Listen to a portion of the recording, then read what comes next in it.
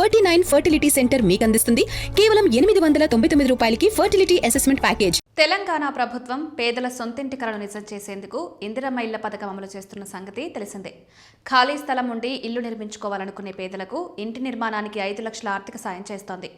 మొత్తం 4 విడతల్లో ఈ సొమ్మును లబ్ధిదారుల ఖాతాలో జమ చేస్తున్నారు. ప్రస్తుతం తెలంగాణ వ్యాప్తంగా నియోజకవర్గానికి 3500 ఇండ్ల చొప్పున దాదాపు 4 లక్షల ఇండ్లు నిర్మాణ దశలో ఉన్నాయి. పలు ప్రాంతాల్లో లబ్ధిదారులు గృహప్రవేశాలు కూడా చేశారు. ఇక ప్రజాపాలనలో వచ్చిన అప్లికేషన్ల ఆధారంగా లబ్ధిదారులను ఎంపిక చేశారు. L1, L2 కేటగిరీలు విభజించి తొలి విడతలో L1 లబ్ధిదారులకు ఆర్థిక సాయం అందిస్తున్నారు.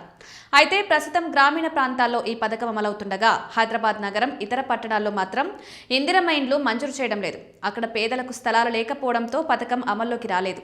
ఈ నేపథ్యంలో తాజాగా మంత్రి పొన్నం ప్రభాకర్ కీలక ప్రకటన చేశారు. హైదరాబాద్ జిల్లా పరిధిలో అర్హులైన పేదలందరికీ ఇందిరమ్మ ఇళ్లు అందజేస్తామని చెప్పారు. బుధవారం మంత్రి పొన్నం తన ఛాంబర్లో జిల్లాకు చెందిన మరో మంత్రి అజారుద్దీన్, రాజ్యసభ ఎంపీ అనిల్ కుమార్ యాదవ్, పలువురు ఎమ్మెల్యేలు, ఎమ్మెల్సీలతో కలిసి లబ్ధిదారుల ఎంపిక, డబుల్ బెడ్రూమ్ ఇళ్ల పరిస్థితిపై సమీక్షించారు. ఈ సందర్భంగా పొన్నం మాట్లాడుతూ L1 కింద 4800 మంది అర్హులైన స్థలాలు ఉన్న పేదలకు నగరంలోని డబుల్ బెడ్రూమ్ ఇళ్లు నిర్మించడానికి నిధులు మంజూరు చేస్తామన్నారు.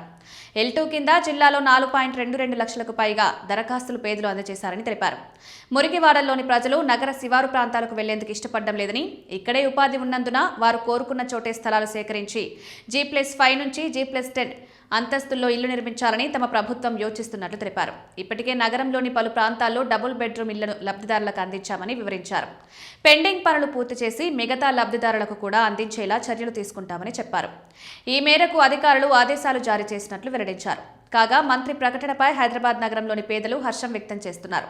త్వరగా ఇండ్లు మంజూరు చేయాలని కోరుతున్నారు.